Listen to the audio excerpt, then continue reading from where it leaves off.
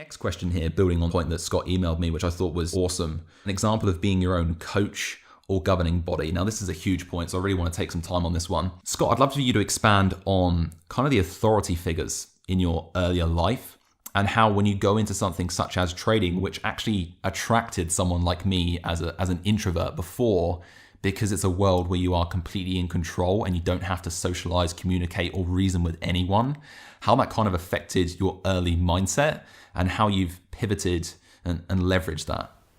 Yeah, so for me, the fact that, no one is there telling you what to do is a double-edged sword, because there's pros and cons. Obviously, the freedom that you have to be able to do what you want, when you want, how you want.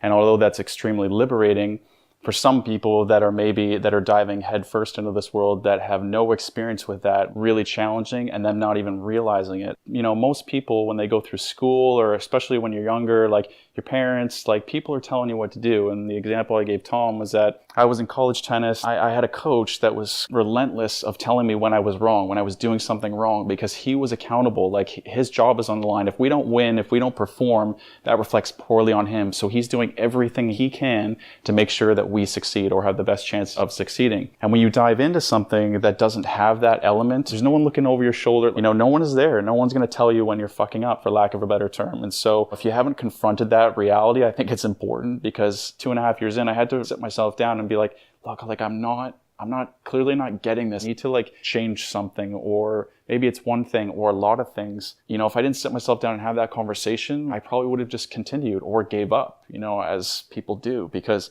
it just gets tough. When no one's there patting you on the back, telling you great job, or when no one's telling you, you're not doing the right things, it makes the whole thing more difficult. I mean, is tough. And on the other end, you just gotta have the respect for what it is, and that you have so much freedom, and that's the great part of it. You don't have a boss telling you what to do, but at the same time, on the other side, when you're not doing well, you really need to be honest with yourself and be your own coach and be your own person that's going to tell yourself whether or not you need to make a change. So this has come to a really crucial part in the podcast for me, because I feel there's a huge disconnect out there in regards to all the exposure that Paul and myself have had to various, I would say thousands of traders by now. Not those that have just come onto the podcast that are kind of at the top tier, have made it to consistency in their trading performance, but the people that don't do so well.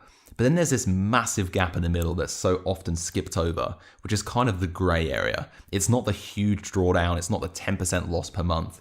It's the dance above and then below break even. And what's really interesting to me is people that have a trading plan, so they've actually got that in place, but then after that, avoid the trading plan for 1 week or 1 day, then start to reposition themselves in a trade that actually met their plan through a fear of taking a loss, because they get that trade recall we talked about, where the trade beforehand didn't work out. They think this one has to be the same. It's kind of that historical point in the Trading in the Zone book, where it talks about accepting the risk, because then you alleviate that problem over time, because every single time it fits your criteria, you go into that position. But the issue with discretion, it's always going to look slightly different. That's the way it's designed. So in essence, here's the argument I want to make here. If you have a trader, has a trading plan, and they journal and they review all the key metrics, and they find that after a month they're taking specific losses on a certain type of position, so they refine that, technically by month 6, everyone should be consistently profitable. So there is a disconnect somewhere between the people that have a trading plan and the people that make it to consistency over time. And the only kind of disconnect that I can think of is actually the mental game, because somewhere in between, there has to be an element of consistency within that trading plan to get to consistent performance. But if it was that easy, everyone would do it. So surely at some point, the emotional allure of going back to our intuition must be so much. The majority of people do that, and they do it just enough, maybe once every 3 months, to actually bring themselves into an emotional spiral that means that they never actually truly crack consistency. So that's my question to you, Paul. Building on that argument, where is the disconnect, do you think, between the people that do have a trading plan and do take trading seriously, but still can't seem to crack it? Where do you think the disconnect is?